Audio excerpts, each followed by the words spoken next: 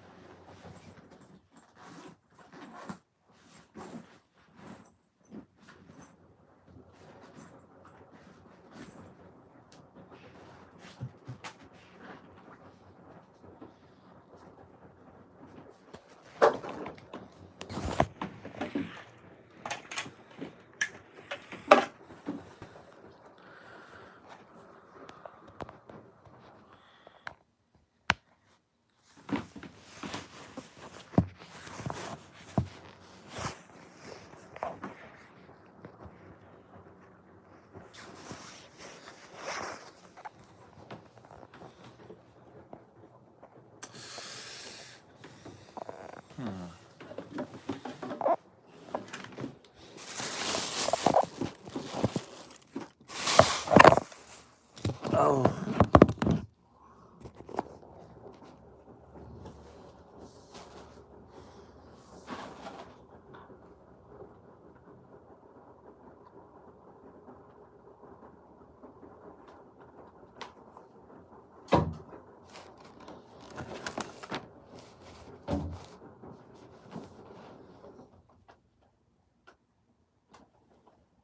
I had a purpose. I wanted to be one of the best basketball players to ever play. And anything else that was outside of that lane, I didn't have time for. There's a quote from one of my English teachers I went very Mr. Fisk. He had a great quote that said, "Rest at the end, not in the middle." And that's something I always live by. You know, I'm not going to rest. I'm going to keep on pushing now. There are a lot of answers that I don't have, even questions that I don't have. But I'm just gonna keep going. I'm just gonna keep going, and I'll figure these things out as we go, right? Just continue to build that way. So I try to live by that all the time. At what age did that goal become crystal clear? I made that deal with myself at 13 years old. At 13 years old? 13 years old. That's the You were deal I crystal made. clear about it. Crystal clear. And where did inspiration come from? The love of the game. The love of the game, the challenge. Like I would watch Magic play, I'd watch Michael play, and I would see them do these unbelievable things, and I'd say, you know, can I get to that level? I don't know, but let's find out. Let's find out. And so that curiosity to see where I could push this thing led me down that path, I think. I had a summer where I played basketball when I was like 10, 11 years old, and here I come playing, and I don't score 1 point the entire summer. Not a free throw, nothing, not a lucky shot, not a breakaway layup, 0 points. And I remember crying about it, being upset about it. My father just gave me a hug and said, "Listen, whether you score 0 or score 60, we're gonna love you no matter what." Wow. Now, that is the most important thing that you can say to a child. Just from there, I was like, okay, it gives me all the confidence in the world to fail. I have the security. But the hell with that, I'm scoring 60. From there, I just went to work. I stayed with him. I kept practicing. I think that's when the idea of understanding the long-term thing became important.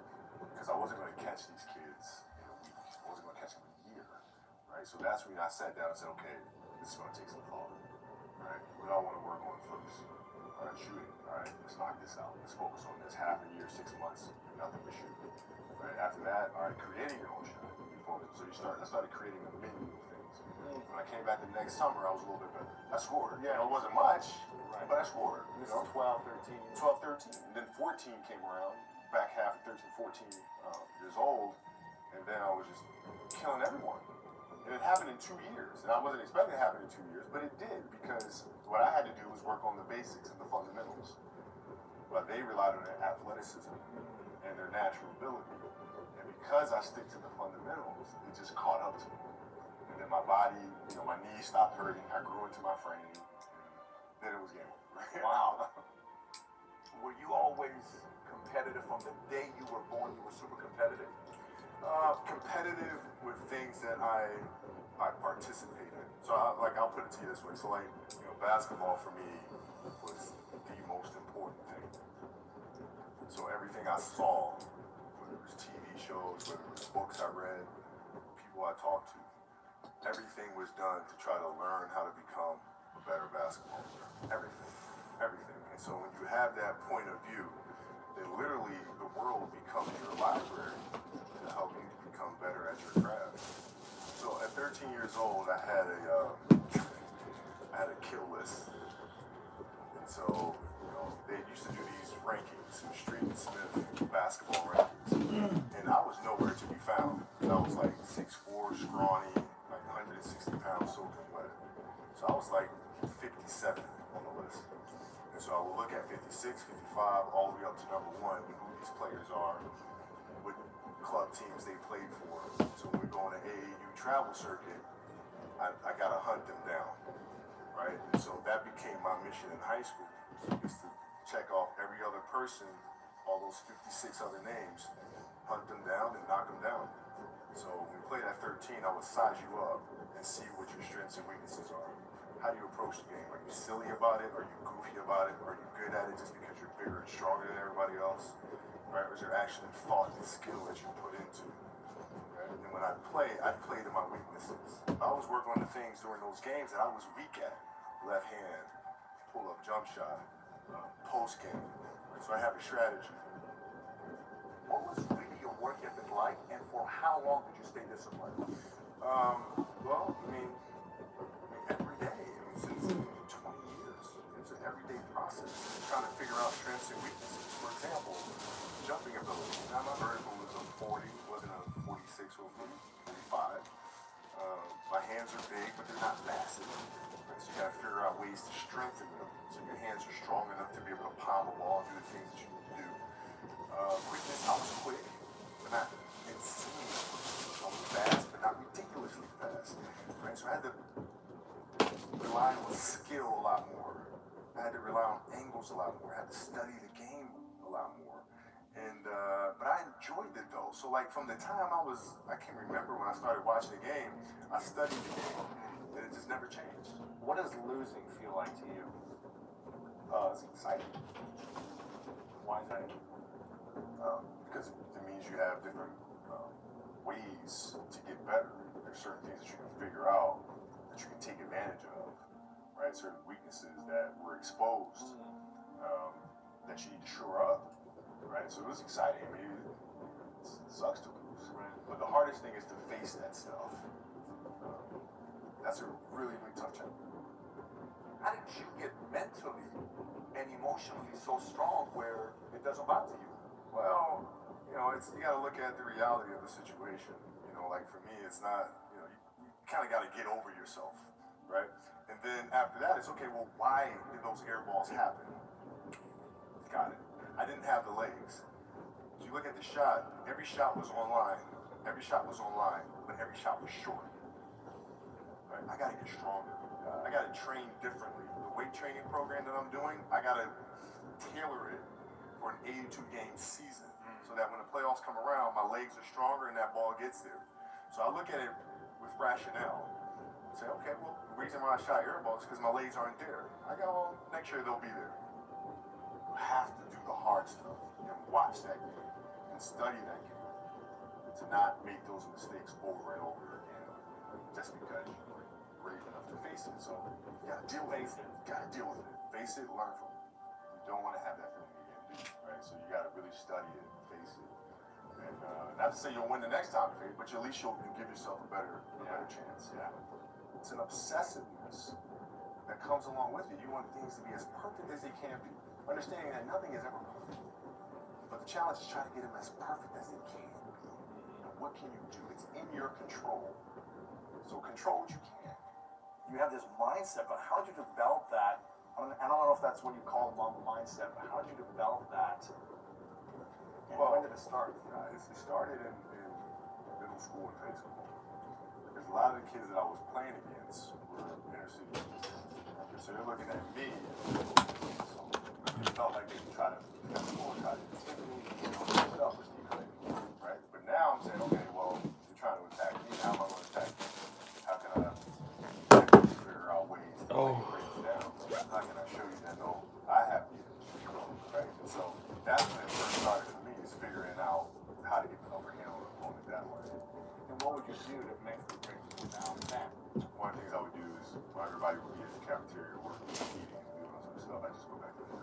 So that was my way of showing them, yeah, I may be on the suburbs, but you're not going to outwork me. Wow.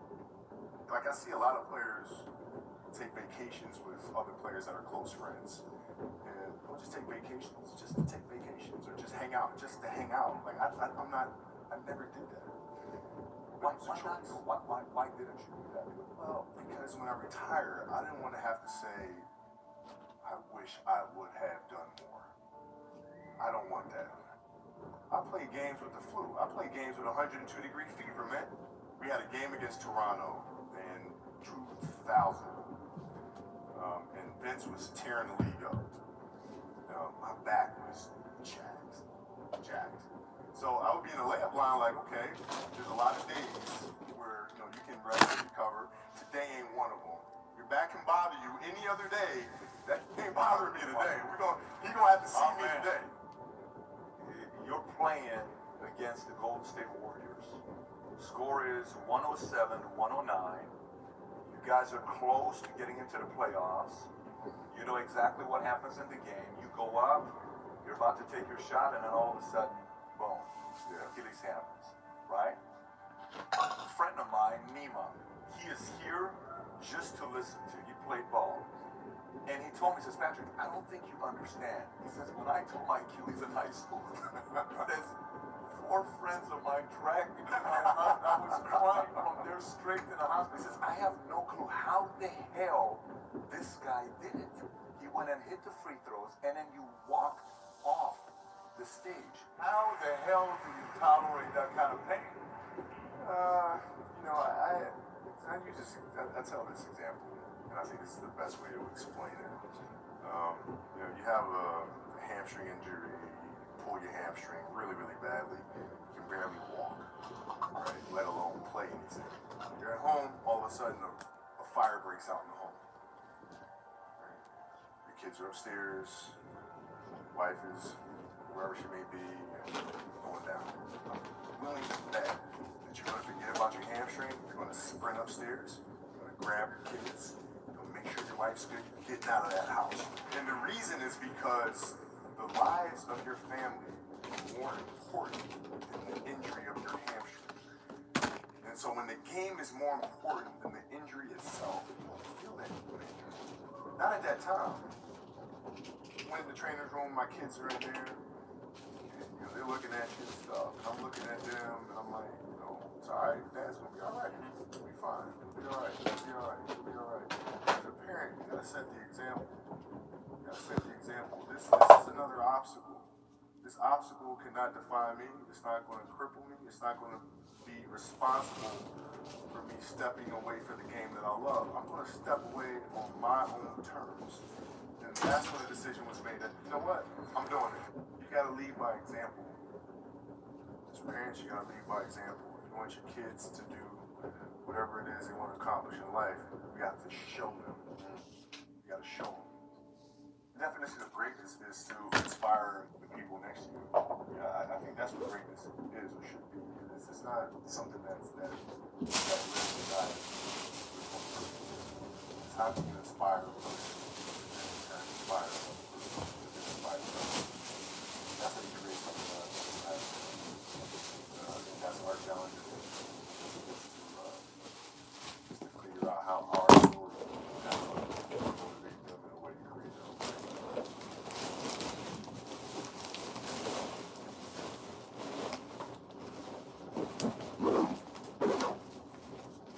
Imagine you wake up and train at 4 to 6, breakfast, relax, so now you're back at it again, 9 to 11, relax, and now back at it again, 2 to 4, now you're back at it again, 7 to 9.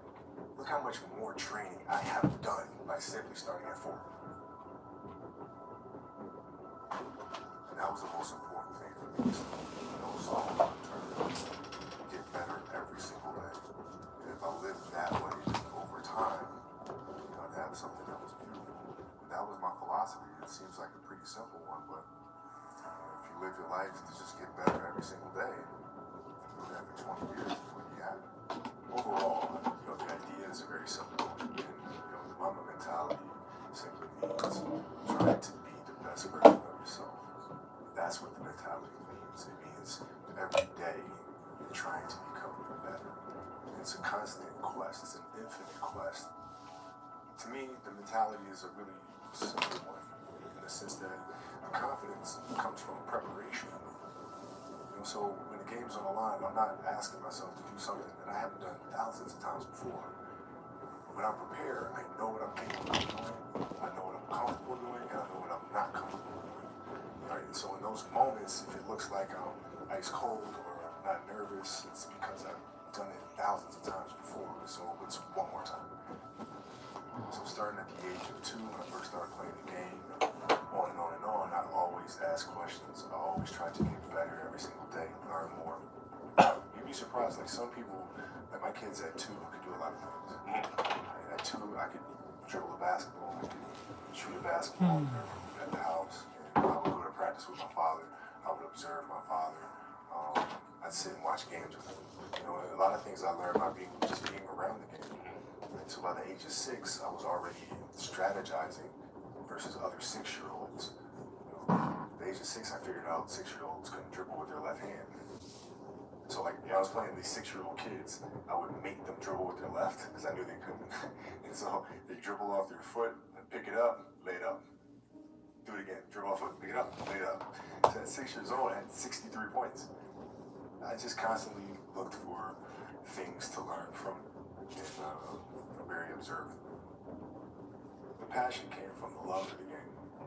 I loved everything about it. Like the smell of the ball, the smell of like brand new sneakers, like the sound the ball makes when it hits the ground, the ball going through the net, like all those things I love. And so the passion comes from that, because once you have that love, you just want to be a part of this thing all the time. I was born to play basketball. You know what I mean? And I played a lot of different sports, but nothing brought me a sense of peace and of escape that the game of basketball did. When I need that escape, it's there for me. Right? When I need a friend, it's there for me. And when I need to vent, don't talk it. It's there. So the game is absolutely everything. I had goals. I had expectations of things I wanted to accomplish. So like the outside world could not meet that for sure. I knew I wanted to win like 5, 6, 7 championships. That was my goal. For me to come out and say that, people would think I was a lunatic. So no matter what they said or what they threw at me, my expectations were certainly higher. But you can't control that passion, man. Sometimes you kind of have a fire. You need to keep those flames burning. Man, nothing you can do about it. Like you don't really have much of a choice. Like you wake up in the morning, you go. Even if you try to dial it back, it'll just build up, and then it'll just like come out 10 times worse than it was before. Can't really control it. There's a quote from one of my favorite. 이게 2개가